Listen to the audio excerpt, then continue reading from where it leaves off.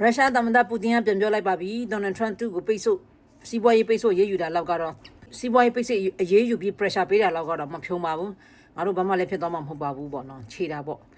ငါတို့မဖြုံမှတို့ကျမပြောတတ်တယ်လို့ဒီပြောရမယ်ဆိုရင်ငါတို့မဖြုံဘူးပြီးရင်အဲ့ဒီဟာပြောလိုက်လို့ငါတို့ကြောက်သွားမယ်လည်းမဟုတ်ဘူးပြောချင်တာပြီးနိုင်ငံတော်တနိုင်ငံလုံးရဲ့စီးပွားရေးနဲ့လုံးဝကြာရှုံးခံရောက်တာလည်းမဟုတ်ဘူးဒါပေမဲ့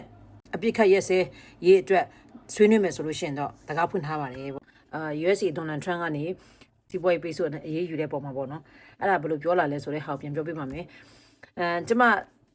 ပူတင်နဲ့ပတ်သက်ပြီးသတင်းထုတ်ပြောတာပထမဆုံးပေါ့နော်ဘာဖြစ်လို့လဲဆိုရင်ကျမဂျပန်သတင်းနေပြီးတော့ကမ္ဘာသတင်းအင်္ဂလိပ်လိုပြောတဲ့ဟာတွေကိုတော့ကျမတတ်တလုံးမတလုံးနဲ့ပြီးတော့ဂျပန်သတင်းတွေကျမဝင်ကားလေးရှိတယ်ဒါခု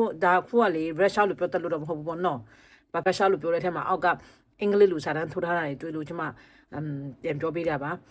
ဒေါ်နယ်ထရန့်ပေါ့နော်အဓိကဒေါ်နယ်ထရန့်ကနေသူ့ရေးနေကုမ္ပဏီတွေကိုပိတ်ဆို့ရေးယူတဲ့အပေါ်မှာပိတ်ဆို့လိုက်တဲ့အပေါ်မှာတဲ့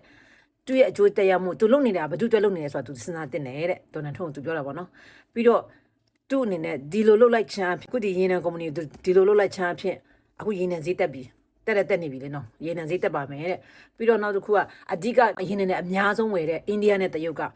သူတို့အိန္ဒိယနဲ့တရုတ်ကိုလည်းဘလို့ဆိုတဲ့ဟာမျိုးရေးယူထားတဲ့ထက်မှာအဲ့ဒီထက်မှာပါတယ်တဲ့အားကြောင့်မို့အိန္ဒိယနဲ့တရုတ်ကရေနံတူရှာအများဆုံးဝယ်တဲ့ဟာကိုနည်းနည်းလေးအခက်အခဲတွေ့စေတယ်ပေါ့နော်အခက်အခဲတွေ့စေတယ်ဆိုတာအရင်လောက်မဝယ်တော့ဘူးလို့ပြောချင်တဲ့သဘောပေါ့ဒါပေမဲ့လည်းပြောချင်တဲ့သဘောကသူဒီလိုလုပ်လိုက်လို့ငါတို့ကအကျိုးဆက်ရှိတာတော့ဟုတ်တယ်အကျိုးဆက်ဆိုတာငါတို့အတွက် impact တက်ရောက်တာတော့ဟုတ်တယ်ဒါပေမဲ့နိုင်ငံတော်နဲ့ချီပြီးငါတို့တနိုင်ငံလုံးရဲ့စီးပွားရေးကိုတော့ထိခိုက်တာမဟုတ်ဘူးတဲ့ပူတင်ကပြောပါတယ်ပြီးတော့နောက်တစ်ခုကအရေးကြီးဆုံးအချက်ကပါလဲဆိုရင်ကျမတို့ဝေါ်ထဲမှာရှိရနော်အဲ့ဒီယူကရိန်းကထမဟုတ်ကိုတောင်းတာအဲ့ဒီဟာဒါ USA ကပေးလိုက်မယ်ဆိုရင်ယူကရိန်းနဲ့သူတို့ထမဟောနဲ့ပြန်ချမယ်အဲ့ဒီဘုံကိုအဲ့ဒီလက်နက်ကိုပေါ့နော်အဲ့ဒီထမဟောဒုံးကြီးနဲ့သူတို့ပြန်ချတယ်ဆိုလို့ရှိရင်သူတို့ကလည်းအရန်ကိုပြင်းထန်တဲ့အင်အားနဲ့ပြန်ချမယ်တဲ့အဲ့လိုပြောပါတယ်